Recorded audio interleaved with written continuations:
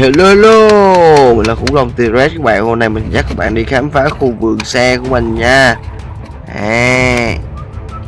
Wow, đây là cái xe mình thích nhất luôn, một cái xe với cái đầu khủng long. Đó, cái đầu khủng long này cái xe trộn bê tông nha.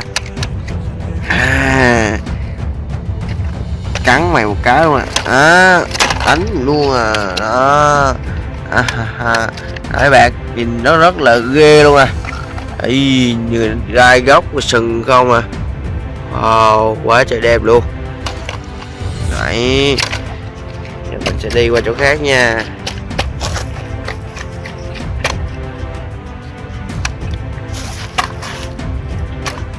Wow, đây là một cái xe nhỏ.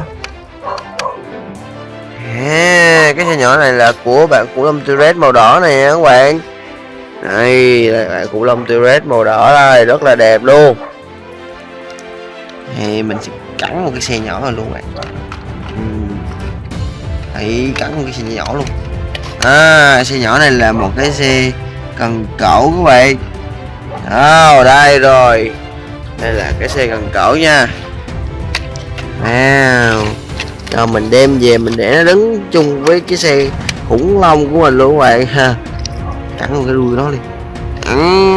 Cắn luôn cái đuôi của mày luôn.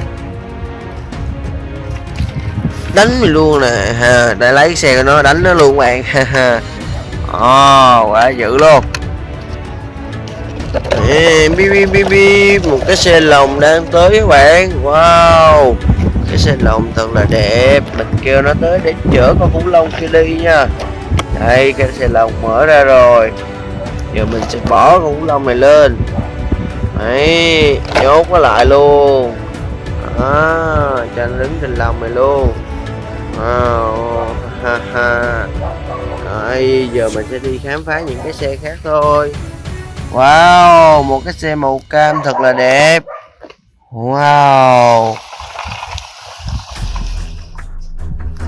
Đấy, xe màu cam này có những cái tầng cao nè các bạn. Wow. Đó, giờ ghê chưa? Gập lên gập xuống được nè.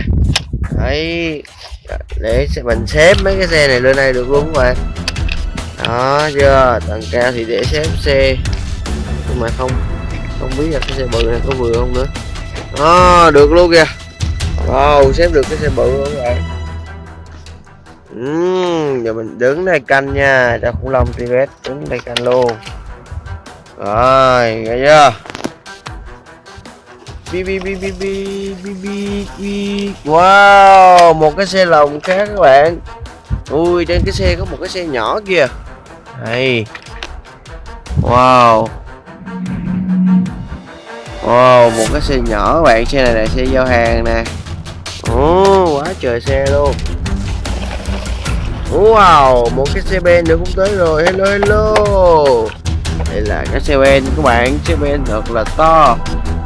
Wow. Xe ben đẹp chứ kìa. Những cái xe này, xe ben này dùng để chở đất nha. Những cái lốp xe nó thật là to các bạn. Đấy, đổ đất lên. Quá dữ luôn các bạn. Wow, cái xe đua em chị Quyên. Nó cũng lại tới đây để đua cùng với mình các bạn. Wow, rất là đẹp luôn. Em chị Quyên đang cười rất là tươi. Wow, rất là nhiều xe đang ở đây rồi. Thấy chưa, xe tầng nè. Hello chị Quyên.